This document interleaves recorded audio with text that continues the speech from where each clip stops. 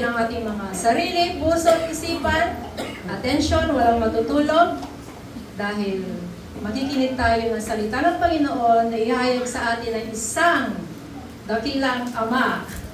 Ama ng isang pamilya natin dito sa Arca. At siya rin yung ating President ng MED. So alam na natin lahat, let's welcome Brother Jimmy Cusurio.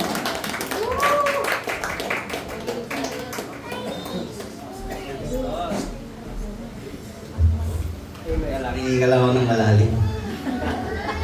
So yun, purihin ang Diyos. Maraming pong salamat dahil isa ako sa mapalad na tinawag ng Diyos para tumayo rito paghayag ng mabuting balita.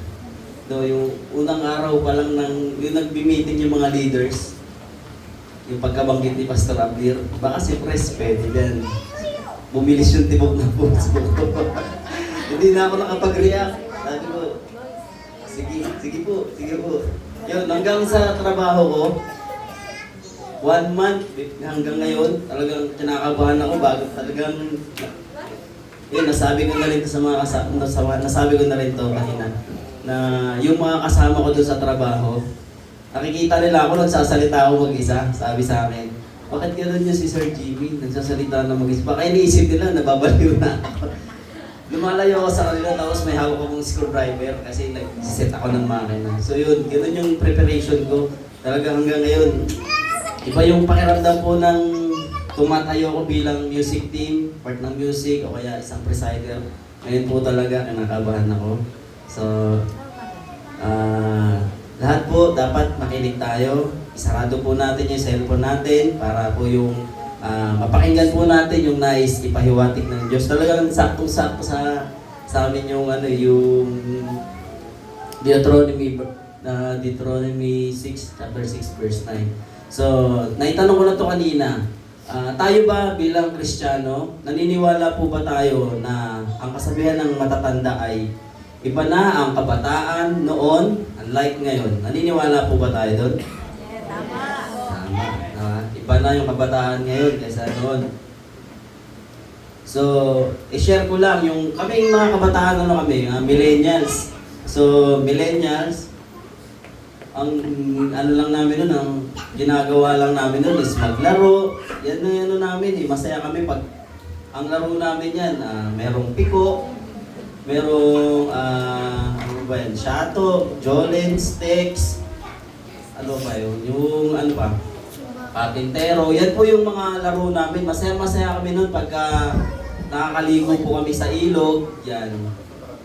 Yan po yung ano namin. At ang ano po, binipisyo po sa katawan namin, nung nakakapag-exercise kami, nakakatakbo kami yung katawan namin, physically fit, talagang kahit bilad sa araw, yung resistensya namin po ay malakas. Unlike ngayon, sa mga bata ngayon, na nasa bahay lang, anong ginagawa po? Cellphone. Diba? May time pa nga na nagtayo kami ng nanay ko ng prat. No, pag hindi kami nakakauwi ng tama sa oras, ang mga member po nun, mga kapatid ko, no, pag di ka umuwi ng tama sa oras, talagang papaluin ka sa puwet. Ganun po yung ano namin, ganun po magdisiplina yung nanay ko. So, ngayon po, punta po tayo sa mga ano pang generation ngayon, Gen Z. So, tignan po natin yung mga ginagawa o mga kahiligan ng mga Gen Z ngayon. So, next slide please. Yan. So, yung Gen Z, dito na po pumasok yung tinatawag na teknolohiya. So, meron na sa amin, kaya lang, limitado lang kasi dahil na rin sa estado ng buhay. Ngayon po, dito po sa generation natin ngayon, dito na po nagkaroon ng mga apps na naglilipa na kayo sa cellphone. So, nandiyan po yung Facebook, TikTok, tsaka YouTube, no? Yung SoftMed. So, yung SoftMed, ito po yung karamihan ginagamit natin ngayon, no? Yung mga kabataan ngayon, no? Dito po ginugugol yung oras. Tama po ba? May mga kabataan na ginugugol ang oras dito bago pumasok sa school. Cellphone muna. Bago matulog, TikTok muna. bago pagkagising, manood muna ng YouTube. Yan po ang ginagawa ngayon ng kabataan. Mayroon po ako isang kwento. Meron pong isang ama, tuwang-tuwa siya, birthday ng anak niya. Ang sabi ng tatay niya, "Anak, anong gusto mong regalo pag birthday mo?" Ang sabi niya, "Cellphone po pa, iPhone 17 fully paid," sabi. Ngayon, ginawa ng tatay dahil birthday, binili na yun ng tatay. Di nag-cellphone yung anak. Sabi ng tatay, makalipas ang isang linggo, sabi ng tatay, "Nak, pwede bang pakihugasan mo yung plato kasi baka ipisin?" Ano sagot ng anak? "Wait lang po." Nag-utos ulit yung tatay. "Nak, baka naman pwede mong pakainin yung aso kasi gutom na, kumakahol." Anong sagot ng anak ulit? "Wait lang po." Ngayon, ang ginawa ng tatay, kumuha ng tape. Tinipan niya yung anak niya. Tinapan niya yung anak niya. Yung dalawang kapatid ng bata, natakot. Naghugas ng plato, nagpakain ng aso. Nung tinipan niya yung bata, ano sabi ng tatay? Ano sabi ng bata? "Tay, pa, wag po, kasi di po ako makakita." Ano sabi ng tatay? "Wait lang po." Di ba? Nakakatawang isipin, pero yan po yung nagiging realidad ngayon. No, yung oras po natin, dito natin ginugugol. No, next slide po. Ito. Nandyan po ba yung mga laro natin? Mobile Legend. Meron akong katrabaho na halos hindi na makatulog, doon na natutulog sa trabaho namin sa paglalaro ng COC.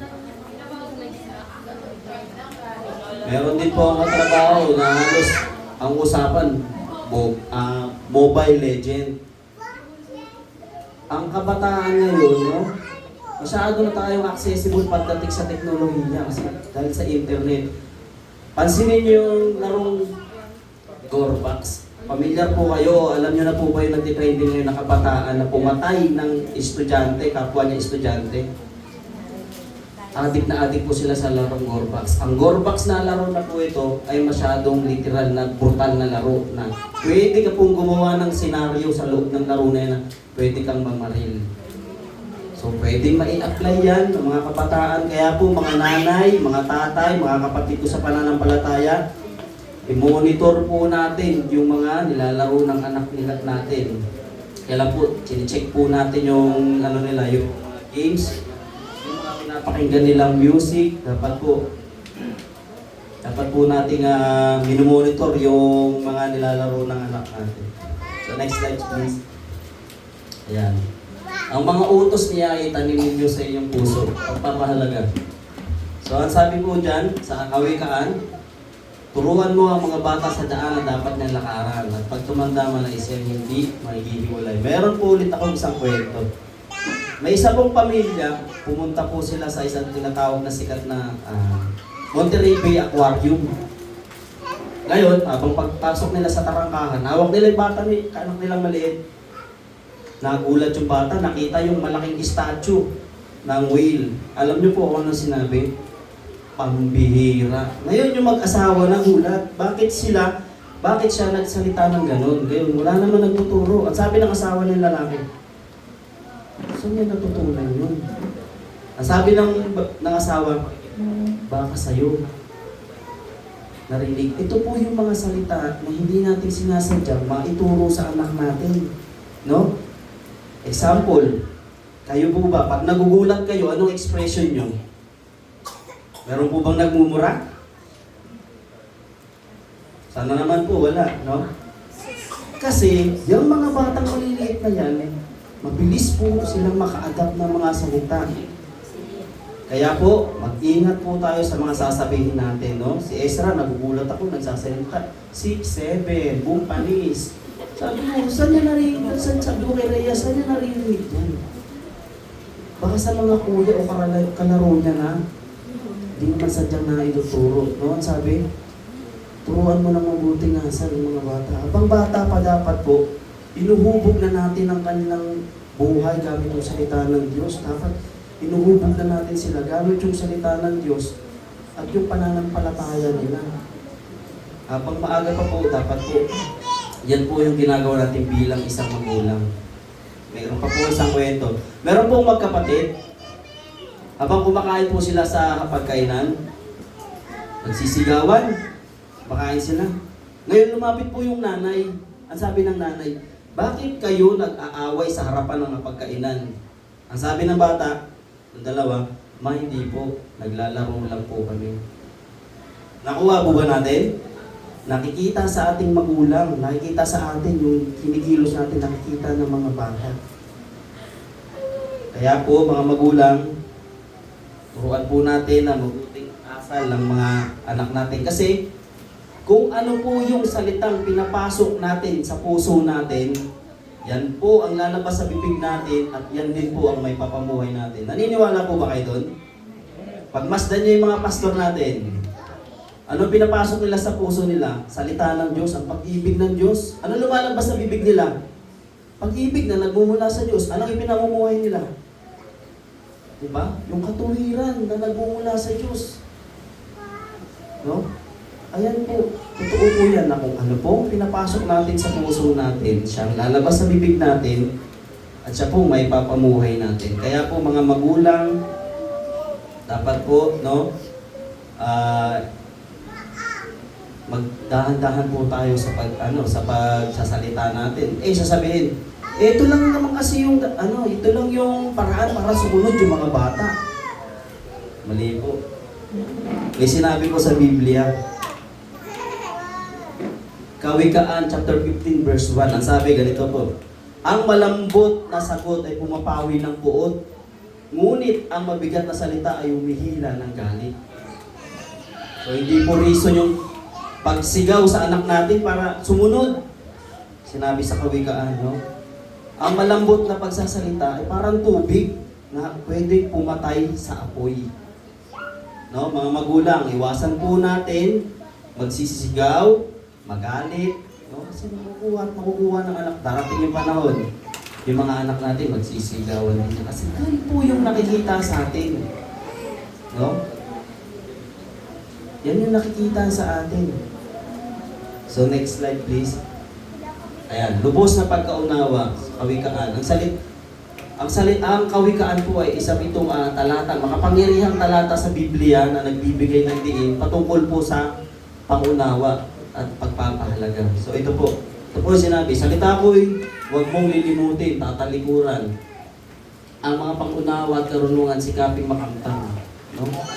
Mga magulang, responsibilidad po nating ituro sa mga anak natin ang salita ng Diyos at ang gabayan sila. Di po responsibilidad dyan ng kapitbahay mo, ng kaibigan mo, tayo po mismo ang may responsibilidad sa mga bata. Dahil po ang pamilya, dahil po ang ating tahanan ang unang paaralan para matutunan ang pangunawa at pagpapahalaga. Dapat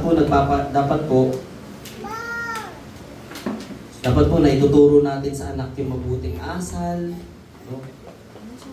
Yung mabuting gawa. Nakikita dapat sa atin ng mga anak natin yan. Kasi kung tayong kikilos sa bahay, tapos lagi tayong galit, lagi tayong nagdadabog, lagi tayong hindi po natin masusunod yung sinasabi sa Proverbs. Turuan natin sila ng magandang asal. Kung tayo mismo bilang magulang, hindi nakikita sa atin. Kung tayo pong mga magulang, kung itatanim po natin sa puso natin ang salita ng Diyos, mas magiging handa po tayo sa pagtuturo sa mga bata, sa mga anak natin, ng mabuting aral na nagmumula sa Diyos at ang katotohanan. Kaya po, inuulit ko po mga magulang, dapat po tayo mismo nakikita sa atin yung pamumuhay bilang isang alagad ng Diyos o isang anak ng Diyos. Next slide please. Yan. Ito po yung verse 7. So mabilis lang po ito. Ako. So ituro ninyo sa inyong mga anak. Pag-aralan ninyo at yung pagbangon sa umaga. Pulupot ito sa inyong tahanan, sa inyong paglalakbay, sa inyong pagtulog. Ang mga kamay bilang tanda, itali nyo to sa inyong So unang-una po mga kapatid, kailangan po yung mga anak natin, i-training po natin. Training, pag sinabing training, may repetition, no? Pag uulit, ba sabi, araw-araw, ano sabi sa kanta, araw-araw pupurihin, araw-araw magsasamba? Sama-samang manalangin. Araw man o gabi, bago matulog, pag-aalis ng bahay, pag may pupuntahan, kailangan nagdarasal, sama-samang panalangin. Ang panalangin, pansinin nyo yung wifi nakakakunik tayo sa wifi kahit hindi natin nakikita. Ganon din po yung panalangin, mga kapatid, mga nanay, mga tatay. Ganyan din po yung panalangin, no? Yung panalangin, ito po yung power to connect natin para makausap natin yung Diyos. Napakahalaga po ng panalangin. Pangalawa po, pagbabasa ng salita ng Diyos. Ngayon, kailangan alam natin, no? Ipaalam natin sa mga anak natin ang kalagahan ng pagbabasa ng Diyos kasi ito yung magiging pagkain spiritual. Ngayon, kung tayo mismo magulang, hindi tayo nakikitaan ng mga bata sa pagbabasa ng salita ng Diyos, malamang yan, magpo-focus yan sa cellphone, sa mga gawain hindi nakakaluhod sa Panginoon. Kaya po, turuan natin sila ng mga yan. Share ko lang po, kagabi, late na po kami nag-start ng family culture po namin, sinasabi ni Pastor James. Talagang ibang-iba talaga pag tatay ang nagpasimula ng family culture. No? Ilang percent yan, Pastor? 60 to 70? Bilang ano? Kasi ang tatay, dominante sa tahanan. Family altar po yung family altar yan. Family altar, no? Nakapag-family altar po kami, ito lang, kagabi lang. So nagpa-family altar din po kami, last, ano pa, kaya lang, hindi na po nasundan. Gawa nga po ng, pag uwi ko ng late na po kasi lagi ako nasa trabaho. So, madadatnan ko sila, tulog na, wala nang oras, pero hindi po tama yung ganun. No, kaya po, yung spirit ko, talagang ups and down ng mga araw na yon. Nung narinig ko si Pastor nung nagbabaptize, no, habang naghihiwa ako ng mais, nakikinig ako. Talagang sabi ko, iba talaga pag tatay ang kumikilos sa tahanan. Iba ang tatay pag siya yung nagpupursige. No? Pangatlo po, nagpapakita ng kabutihan. Ito po yung sinasabi ko, pagpapakita ng kabutihan. Dapat po mga gulang, no? Kung tayo nag-uutos sa mga anak natin, huwag po tayo. Halimbawa po, si Rhea, experience ako niya po yung ganyan. Yung pag nag-utos sa mga anak niya, no? Utusan niya si Itong, Itong, bumili ka nga ng kape tsaka asukal. Sasabihin ni Itong, ako na naman, nandiyan naman si Kuya Caleb. Ngayon, ito naman si Caleb, nagsi-cellphone, hindi niya marinig kasi nga ang lakas ng volume ng cellphone. Ngayon, pag tinignan ko si Rhea, nag-iiba na ng anyo. No? Nag-i-evolve, nagiging beast mode. Yung parang isang dragon na handa ng bumuga ng apoy. Ganun po kami sa tahanan namin, no? Na maling-mali po. Kaya po mga kapatid, no? Magpapakita ng kabutihan sa mga anak. Pang-apat po, paghingi ng tawad. Normal po sa pamilya natin, nagkakaroon ng sigalot o hindi pagkakaunawaan, tampuhan. Dapat po humihingi tayo ng tawad. Kung may tampuhan ng magulang at ang anak, normal po yan. Halimbawa, mayroon pong gusto ang isang anak natin na hindi natin nagbigay. Anong gagawin ng anak? Tampo yan. Hindi ka papansinin yan. Pag may inutos ko din, magbibingi-bingihan yan. Ganyan po yung mga bata ngayon. No? Next slide. Ito ang kailangan natin. Support. Ito po yung pangalawa, support. Spiritual. Kailangan po natin isupport yung anak natin sa spiritual. No? So, tayo po bilang magulang, maglaan tayo ng oras sa mga anak natin sa pamamagitan ng pakikipag-usap sa kanya. Kamusta yung anak? Kamusta na ba yung pananampalataya mo sa Panginoon? Kamusta na ba yung faith mo? Kakamustahin po natin yung anak natin. Kasi pag hindi po natin kinumusta, susunod po yung emosyonal. Ito po yung sinasabi ko. Pag yung emosyonal na yan, no? May times talaga ang mga bata nagkakaroon ng emosyon yan pag, halimbawa, sabihin natin. For example na natin, break up sa mga jowa-jowa. Iyak yan. Iyak. Kasi study first muna. Kasi street si parents. Study first. O kaya, material things na hindi na ibigay sa mga anak natin. No? Magtatampo yan. Si Caleb nga nagpapabili siya sa akin noon ng Beyblade kasi nangako ko sa kanya na pag pumasok siya sa SC, doon sa mataas na ng school nila, sabi ko, bibilan kita ng Beyblade. Pumasok si Caleb, pasok sa exam.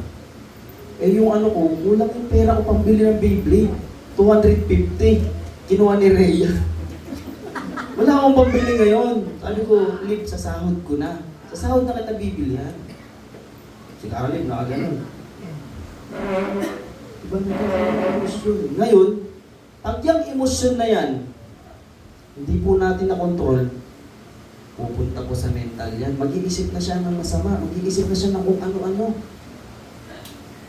Kaya pala, dapat po, sa spiritual pa lang, kinokontrol na natin sila, sinusuportahan na natin to para itong dalawa na to, maka-over po yan ang spiritual. Napakahalaga po yan. Training. Training and support. Sunod po, next po.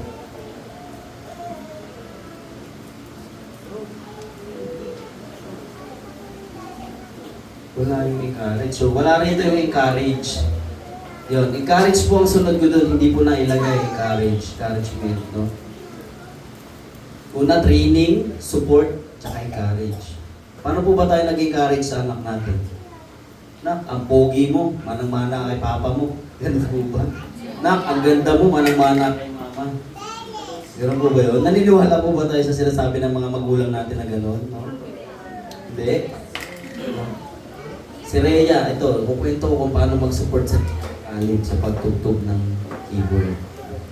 Si Rhea, pag uwi po namin sa bahay niyan, pagbaba ng motor, aakyat sa bahay, pinanangay. Magtatanong niyan, Nay, nag-aral ba si Caleb ng keyboard? Agad yung una niyang binabanggit, no? Tapos itong si Caleb, nagsiselfone. Ayun na naman si Rhea. Magiging dragon na naman. Magiging siya na naman siya, nag-beast mode na naman. No? Si Caleb, ako bilang tatay, matutuwa ako talaga pag si Caleb nakikita ko. Nakatayo dyan, na tumutugtog, nagpapagamit ng Panginoon. Talagang natutuwa ako sa pag si Caleb tumutugtog dyan. No, ganun mag-encourage si Rhea. Maging ako ganun. Minsan may times pa nga, tatalo kami ni Caleb pag pagdating sa instrumento. Kung gusto niya, magaling agad. Gusto niya maging magaling agad. Sabi ko, hindi mo kailangan maging magaling agad. Kasi, wala namang humakbang sa hagdanan na nandun agad sa taas. Dadaan ka muna sa mga step niya bago ka makarating sa sinasabi mong magaling. No? Si Caleb talagang ano siya kay maestro. Galing daw ni Kuya Nims, ang bilis ng kamay. Sabi ko, kaya mo rin yan. Aaralin mo lang. Sabi, maestro, ilang ano ka ba, 12 years old, nag-aral ka ng keyboard? O 16, ikaw 12. Mas pabata ka pa. Kaya mo rin yung Kaya nga, mag-practice na mag-practice. No? Ini-encourage po namin lagi yan si Caleb sa aming tahanan na dapat napakahalaga mag-practice. Mag-practice. Supremo. Maestro Supremo. Maestro Supremo. Kaya nga, nagpapasalamat din ako kay Maestro kasi nagbukas siya ng ng opportunity na magkaroon ng ganyan. Maturuan si Khalid, hindi ko siya maturuan si Khalid, VIP pa. Talagang yung puso ni Maestro talagang talaga sa puso. So ito na po, pinakalas. So mabilis lang po. Ba't conclusion na? Verse 9. Ayan po. Verse 9, isulat mo sa hamba ng pintuan ng inyong bahay at ang mga tarangkahan. Ito. Ang sinasabi po dyan sa Biblia, sinasabi po dyan, pundasyon ng tahanan. So, bawat sulok, bawat pasok at labas ng pamilya ay dapat po napapailalim tayo sa utos at gabay ng Diyos. No? Dapat po, bilang anak ng Diyos, no? Mismo sa tahanan natin nakikita po yung salita ng Panginoon. Dapat yung salita ng Panginoon po, yun po yung nagiging sentro ng buhay natin. Dapat po na ipapamuhay natin bilang anak ng Diyos. Nakikita sa atin na dapat isang magulang na talagang nandun yung puso natin sa Panginoon. So, next slide po. Ayan, conclusion na po, mabilis lang po talaga yun ako. So, ito po. Ang takot at pagsunod sa Diyos ay susi tungo sa maayos at masayang pamilya. Maraming salamat po. God bless you.